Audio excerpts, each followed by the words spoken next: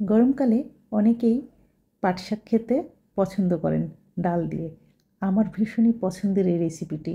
আজকে আমার পছন্দের রেসিপি আপনাদের সাথে শেয়ার করছি। অনেকে কিন্তু পছন্দ করেন না, আবার অনেকেই খুব পছন্দ করেন। যারা পছন্দ করেন আজকের রেসিপি তাদের জন্য। চলুন দেখে নেওয়া যাক। আমি এখানে 1 কাপ মসুর ডাল ভালো মতো ধুয়ে কিছুটা পানি দিয়ে সিদ্ধ করে নিচ্ছি। চুলা জ্বালিয়ে আমি নেড়েচেড়ে ডালটাকে সিদ্ধ করে নিলাম।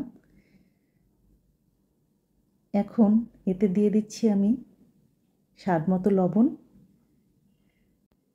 লবণ দেওয়ার পর দিয়ে দিচ্ছি কিছুটা হলুদ গুঁড়া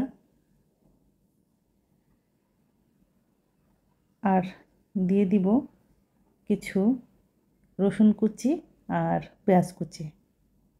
আমি বাসায় যেভাবে রান্না করি ঠিক সেইভাবেই রেসিপিটি আপনাদের সাথে শেয়ার করছি। আর দিয়ে দিচ্ছি কয়েকটা কাঁচামরিচ। এখন নেড়েচেড়ে আবারও খানিকক্ষণ সিদ্ধ করে নিব। সেদ্ধ হয়ে গেছে, এখন আমি এটাকে বাগার দিব। বাগার দেওয়ার জন্য আমি নিয়ে নিচ্ছি সরিষার তেল। আপনারা চাইলে সয়াবিন তেলও ব্যবহার করতে পারেন। এখন দিচ্ছি সামান্য পেঁয়াজ কুচি আর রসুন কুচি। পেঁয়াজ এবং রসুনটাকে আমি ভালো মতো একটু ভেজে নিচ্ছি। খুবই সহজ রেসিপি, যে কেউ এটা করতে পারবে।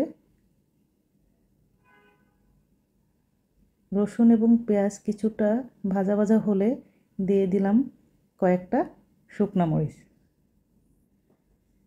শুকনো মরিচটা দেওয়ার পরে আমি একদম সোনালি বর্ণ করে পেঁয়াজ আর রসুনটাকে ভেজে নিব, সেই সাথে মরিচটাও ভাজা ভাজা হয়ে যাবে। এখন দিয়ে দিচ্ছি সেদ্ধ করে রাখা ডাল। ডালটা দেওয়ার পর ভালো মতো একটু নেড়ে চেড়ে নিব।